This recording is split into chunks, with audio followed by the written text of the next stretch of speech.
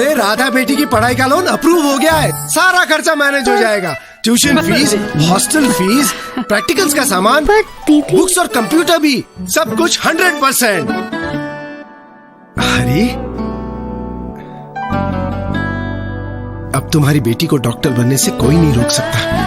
आपकी असली दौलत पैसों से कहीं बढ़ के है। पंजाब नेशनल बैंक, भरोसे का प्रतीक। पर बाबूजी, सोनिया बेटी का लोन? क्या मैं राधा बेटी को अकेले भेजूंगा? तेरा लोन भी अप्रूव हो गया है। हाँ।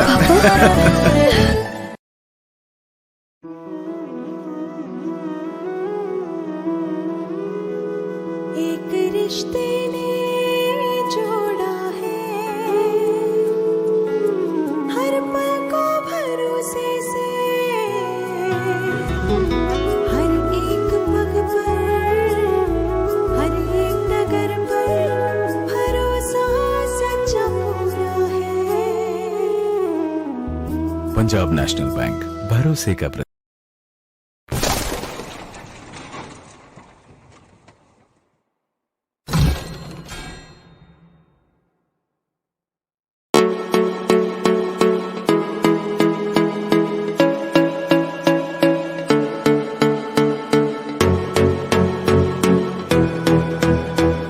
अरे राधा बेटी की पढ़ाई का लोन अप्रूव हो गया है, सारा खर्चा मैनेज हो जाएगा। Tuition fees, hostel fees, practicals का सामान, बुक्स और कंप्यूटर भी, सब कुछ 100%। अरे अब तुम्हारी बेटी को डॉक्टर बनने से कोई नहीं रोक सकता। आपकी असली दौलत पैसों से कहीं बढ़ के है। पंजाब नेशनल बैंक, भरोसे का प्रतीक। पर बाबूजी, सोनिया बेटी का लोन? क्या मैं राधा बेटी को अकेले भेजूंगा? तेरा लोन भी अप्रूव हो गया है। हाँ।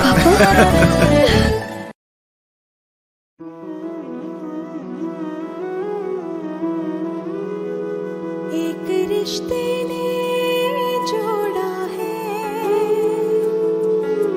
हर पल को भरोसे से, हर एक पग पर, हर एक डगर पर भरोसा सच्चा पूरा है। पंजाब नेशनल बैंक, भरोसे का प्रतीक। आज हम प्रयागराज में हैं और ये प्रयागराज का सुमित्रा नंदन पार्क है, जिसे हम हाथी पार्क के नाम से भी जानते हैं।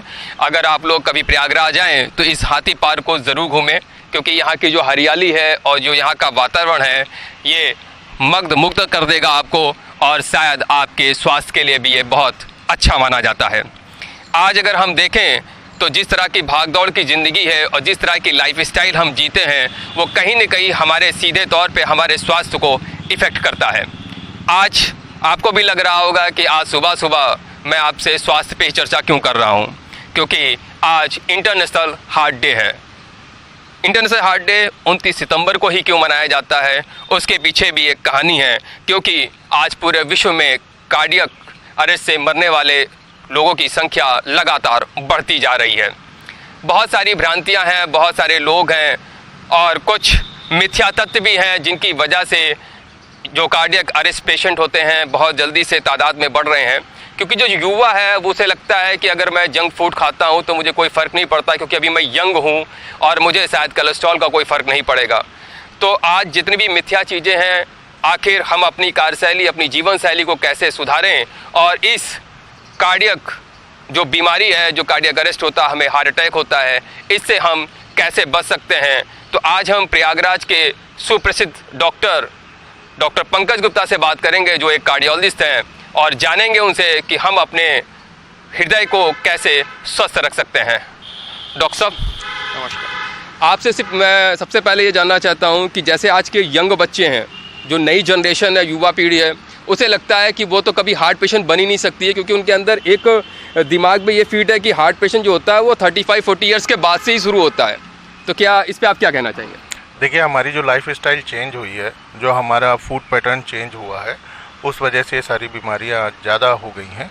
और जितनी जंक फूड है या जिसमें आपका चीज़ वगैरह, जिसमें कोलेस्ट्रॉल की मात्रा ज़्यादा है, उनको लेने से डिपोजिशन की जो प्रक्रिया होती है वो और तेज़ हो जाती है, जिसकी वजह से प्लाकिंग जो है, यानी कि अवरोध जल्दी उत्पन्न होता है और वहाँ पे जब टूटता है वो तो एक खून का थक्का जम जाता है और हार्ट अटैक पड़ता है।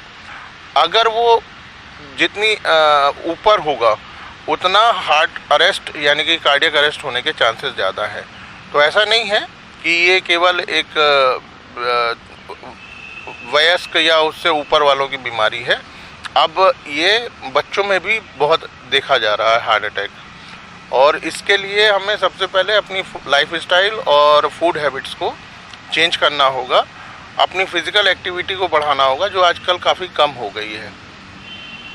अच्छा डॉक्टर साहब, आपकी इतनी लाइफ रही है, आपके सामने बहुत सारे ऐसे केसेस आएंगे, कोई ऐसे केस का उदाहरण आपके नज़र में आया हो जो बहुत ही यंग रहा हो और वो उसको हार्ट अटैक पड़ा हो, ऐसी कोई घटना हो?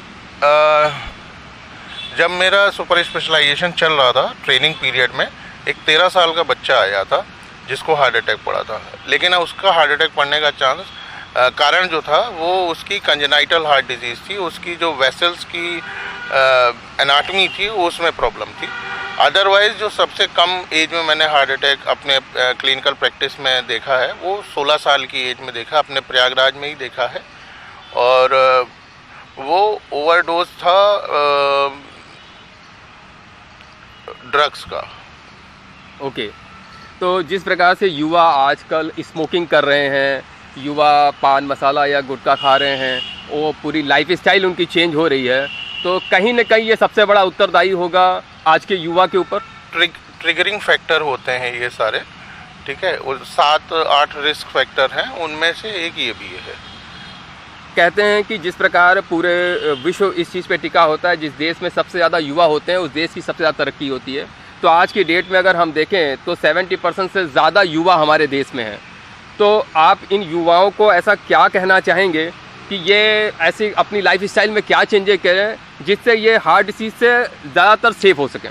देखिए, जब हम लोग फिज़िकल एक्टिविटी के लिए बोलते हैं तो फिज़िकल एक्टिविटी का मतलब ये नहीं होता है कि आप बॉडी बिल्डिंग करें, ठीक है। बॉडी बिल्डिंग करने वालों में सबसे ज़्यादा बुरा इफ़ेक्ट होता है। आपने टीवी में भी देखा होगा कि अधिकतर जो अभी कार्डियक अरेस्ट हुए हैं वो सब एक्सरसाइज करने के दौरान, एक्सरसाइज कौन सी, जिम वाली एक्सरसाइज के दौरान हुए हैं।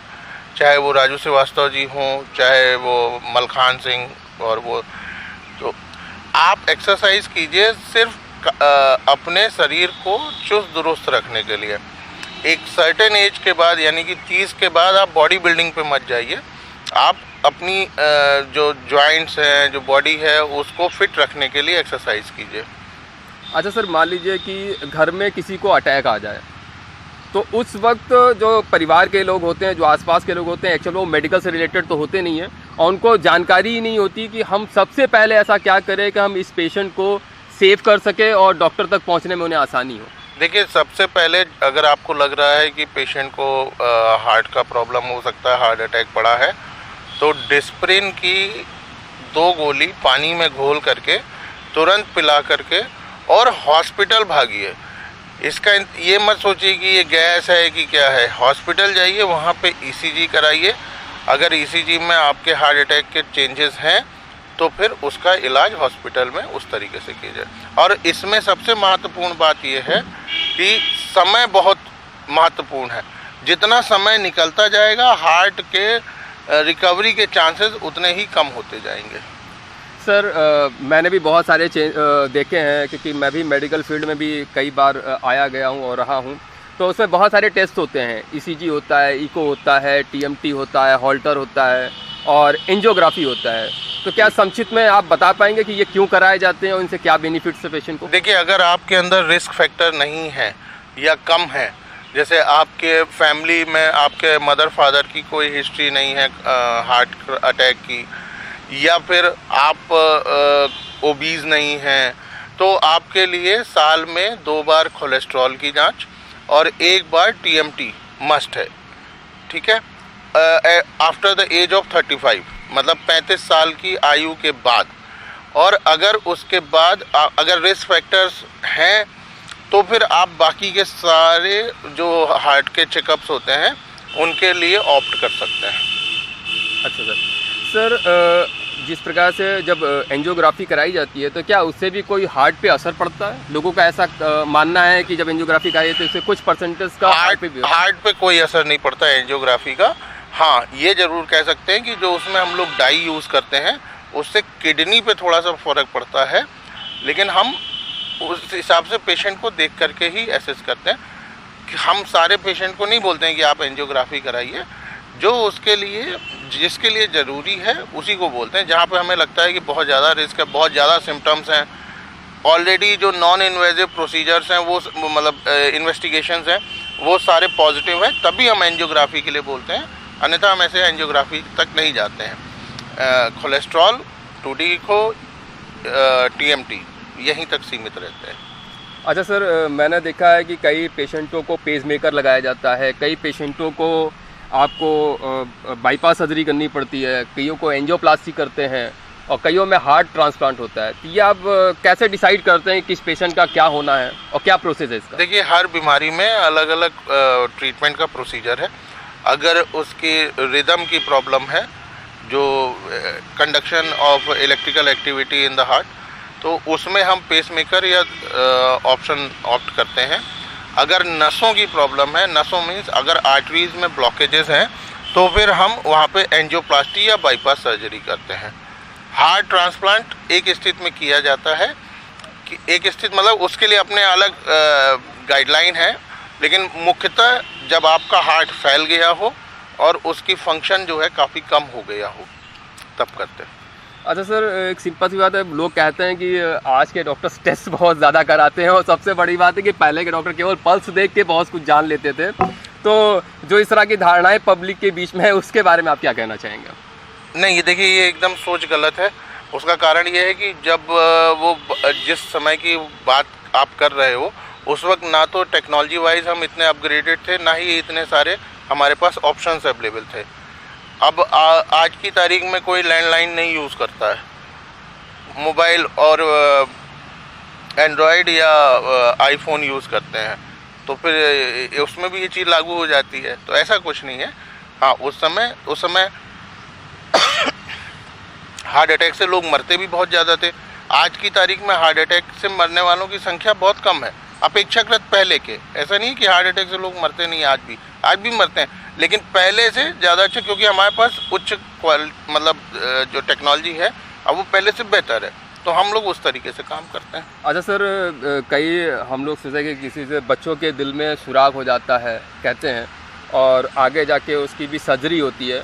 तो इस आखिर बच्चों में जो सुराख होता है, इसका मेन कारण क्या, ये क्या बाई बर्थ है कि नहीं? क्या? बच्चों के जो दिल में सुराख होते हैं वो बाई बर्थ होते हैं। वो जब बच्चों का बॉडी फॉर्मेशन हो रहा होता है तभी से वो प्रॉब्लम चालू हो जाती है। और इसमें पहले तो हम लोग ऑपरेट करके उस छेद को बंद करते थे। अब हमारे पास और दूसरी तकनीकी भी आ गई हैं जिससे हमें ऑपरेट नहीं करना पड़ता बच्चे को, उसकी पूरी छाती नहीं काटनी पड़ती। हम जांग से जो नस होती है जांग पे, उससे ले जा करके वहाँ पे डिवाइसेस लगा देते हैं ताकि वो छेद बंद हो जाए। अच्छा, इस प्रोसेस का कुछ नाम होगा सर? उसको डिवाइस इम्प्लांट बोलते हैं। अच्छा, डिवाइस इम्प्लांट करते हैं। ठीक है सर, बहुत अच्छा लगा आपसे बात करके, लेकिन मैं चाहूँगा कि जो हमारे देश के युवा हैं, आप उनको आखिर में क्या संदेश देना चाहेंगे? अपने खान पीन पर और अपनी लाइफ स्टाइल को थोड़ा सा चेंज कीजिए। बहुत ज़्यादा आरामदायक ज़िंदगी नहीं कि आप दिन भर कंप्यूटर में बैठे हुए हैं, या फिज़िकल एक्टिविटी बहुत ज़रूरी है। बाकी हमारे साथ मैडम भी हैं, वो इसमें बहुत अच्छा सहयोग कर रही हैं, इन द सेंस कि जैसे पर्यावरण का जो एक बुरा प्रभाव पड़ता है शरीर पे, तो आप इलेक्ट्रिक व्हीकल बनाते हैं तो इलेक्ट्रिक व्हीकल से पोल्यूशन वगैरह सारा कम है, साउंड पोल्यूशन कम है। अच्छा मैम, सिंपल सी बात है, जैसे सर ने बताया तो आप एक ऑर्गेनाइजेशन की डायरेक्टर हैं, सबसे बड़ी बात है आप एक गृहिणी भी हैं, तो इसको मैनेज करना तो काफ़ी मुश्किल होता होगा, लेकिन आपको क्या लगता है कि किस प्रकार से आप अपने घर में लोगों की लाइफ स्टाइल किस प्रकार से चेंज करना चाहेंगी कि वो आने वाले समय में हार्ट या वो किसी प्रकार की डिसीज़ जो है उनको ना हो? मेनली तो उनका खान पीन है जो पूरे तरीके से स्वच्छ होना चाहिए और शुद्ध होना चाहिए। तो मेरा सबसे पहला मकसद यही रहता है कि मैं जो भी खिलाऊं मैं घर का पका हुआ ही उनको दूं, ताकि उनको किसी भी तरीके का अनहाइजेनिक फूड ना मिले और वो बाहरी फूड से दूर रहें। इसीलिए मैं घर में अच्छे से अच्छी चीज़ें देती हूं ताकि परिवार में सभी लोग अच्छे से अच्छा बेहतर चीज़ें खाएँ और स्वस्थ रहें और चुस्त रहें। अच्छा, आपको क्या लगता है कि जिस प्रकार से आज आपके भी बच्चे होंगे और आस पड़ोस में भी आप देखते होंगे कि जिस प्रकार की बच्चों की जो लाइफ साइकिल चल रही है या उनके जीने का जो तरीका चल रहा है, कोई भी चीज़ वो अपने टाइम पीरियड पे नहीं करते। कहते हैं ना कि समय से अगर आप सोएंगे नहीं, समय से खाएंगे नहीं, तो निश्चित है कहीं ना कहीं आप किसी न किसी बीमारी को आप दावत देते हैं। तो उस चीज़ को एक गृहिणी के नाते आप हमारे देश के युवा हैं या देश की जो महिलाएँ हैं उनको कुछ क्या कहना चाहेंगे, किस प्रकार से वो जो रोटेशन है उसको हम सही कर सकें? उसके लिए हमें को ही मॉनिटरिंग एंड कंट्रोलिंग करनी पड़ती है, बच्चों के ऊपर हो चाहे वो किसी भी चीज़ के ऊपर हो।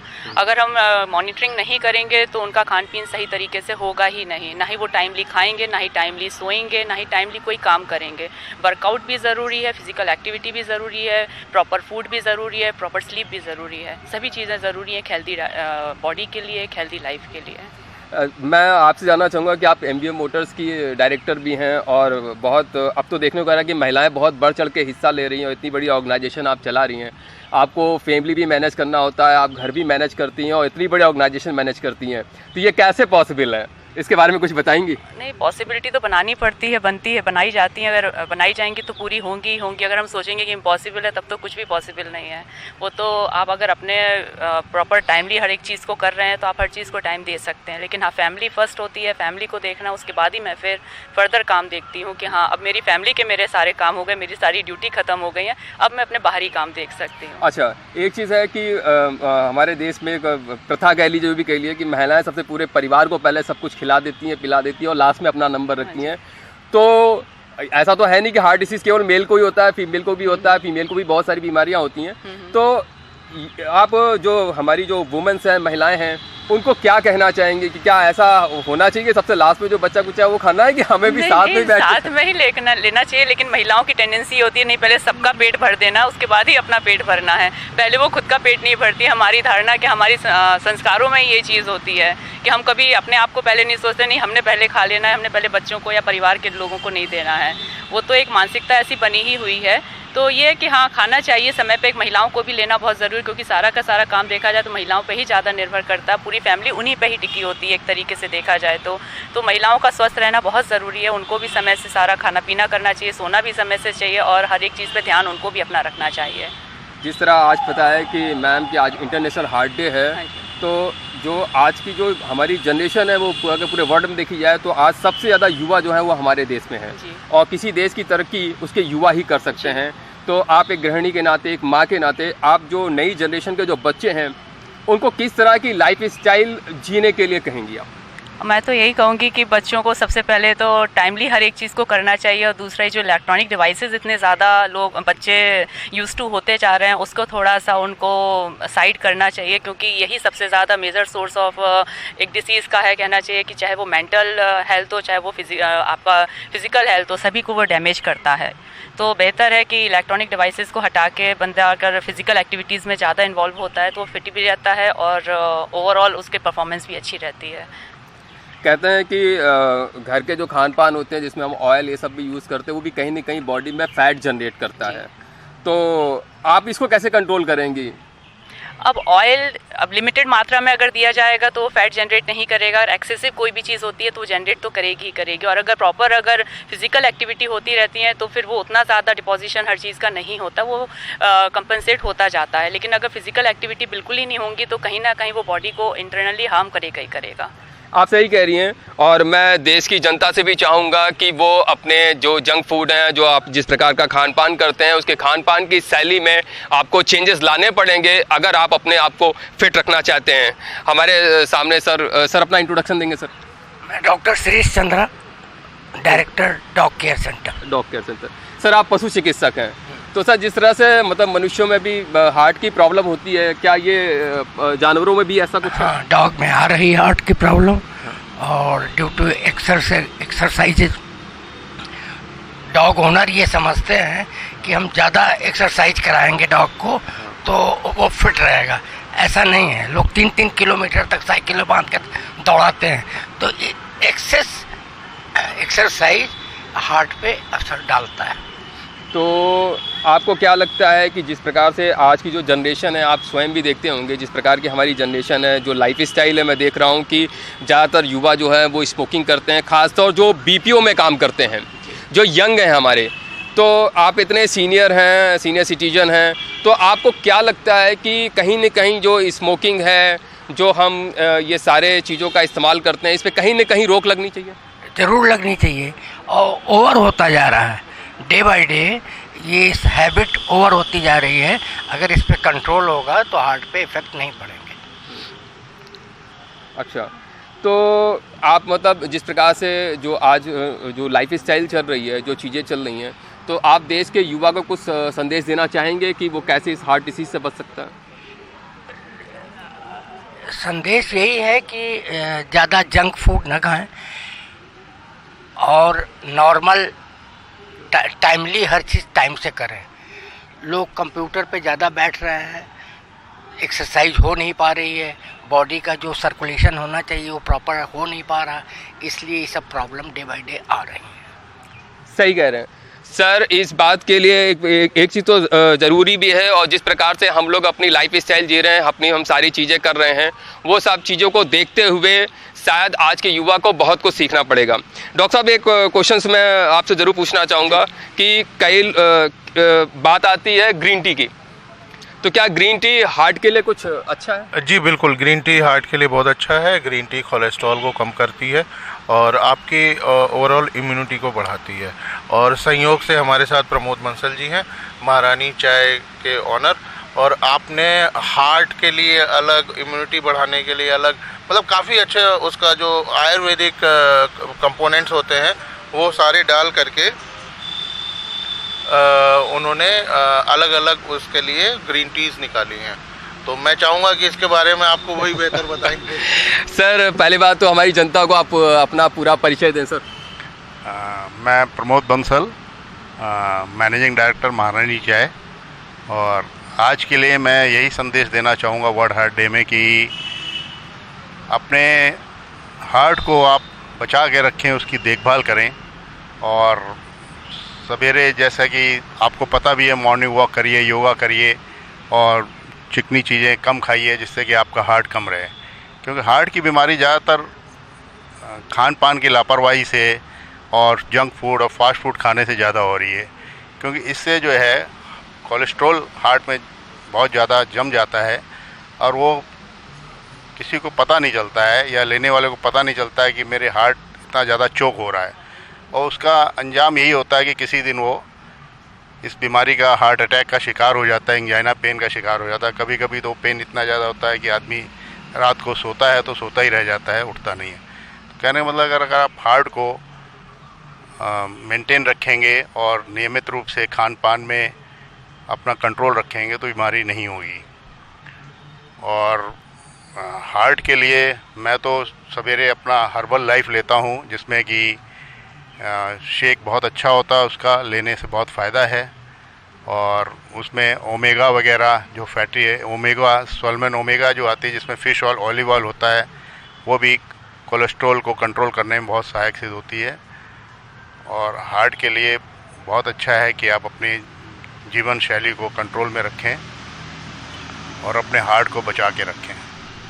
अभी डॉक्टर जैसे कह रहे थे कि वो महारानी ग्रीन टी की बात कर रहे थे सर, तो उसमें वो ग्रीन टी में आखिर होता क्या है, मैं जानना चाहूँगा। अभी हम लोगों ने ग्रीन टी लॉन्च की है। ग्रीन टी जैसे कि तुलसी में एक औषधि गुण होता है, इसी तरह ग्रीन टी में औषधि गुण होता है।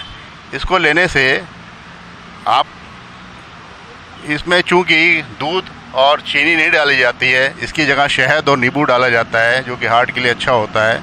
और इसको सवेरे खाली पेट लेने से ग्रीन टी ज़्यादा असर करती है बॉडी में। तो आप अगर ग्रीन टी दिन में 2-3 बार 4 बार भी लेते हैं तो आपको नुकसान नहीं करेगी। बाकी ग्रीन टी के अलावा हम लोगों ने कई और भी इसी के फ्लेवर में कई ग्रीन टी लॉन्च की है, हनी लेमन, हर्बल टी, इस तरह करके कई फ्लेवर में हमारी चाय आती है, जो कि हमारे यहाँ डिप में। महारानी के नाम से है कि इनका कुछ और भी नाम, कुछ चेंजेस रखे हैं? नहीं, ये महारानी ग्रीन टी के नाम से ही हम लोगों ने अभी निकाला है और हम लोगों ने इसको लूज टी और डिप फॉर्म दोनों में निकाला है। और मैं यही कहूँगा कि आप लोग महारानी ग्रीन टी ज़रूर मार्केट से लें और इस्तेमाल करें। धन्यवाद सर। जिस प्रकार से आज हम चर्चा कर रहे थे, डॉक्टर पंकज गुप्ता थे और जो प्रयागराज के प्रसिद्ध कार्डियोलॉजिस्ट हैं, और उन्होंने जिस प्रकार से चीज़ें बताई है, मैं चाहूँगा कि देश की जनता, जो दर्शक हमारे सुन रहे हैं, वो इस चीज़ का पालन करें और अपने स्वास्थ्य को स्वस्थ रखें, क्योंकि कहीं ना कहीं आपका परिवार भी आप पे टिका है। और सबसे बड़ी बात है कि आने वाले देश का जो फ्यूचर है वो आपसे ही है। और मेरी भी आपसे संवेदनाएं हैं और प्लस मैं भी आपसे एक अपेक्षा ही रखता हूं कि शायद आप हमारी बातों को समझेंगे और अपने स्वास्थ्य पे ध्यान देंगे। जय हिंद, जय।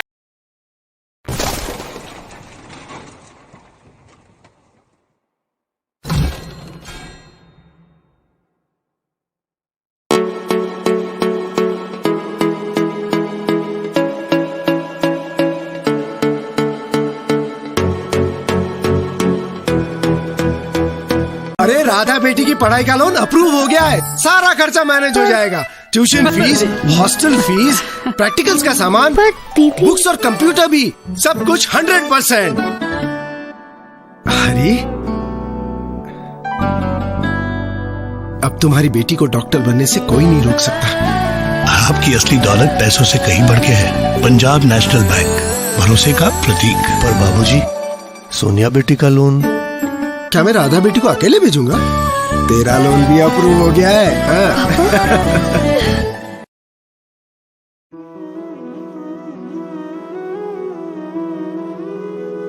एक रिश्ते ने जोड़ा है, हर पल को भरोसे से, हर एक पग पर, हर एक डगर पर भरोसा सच्चा पूरा है।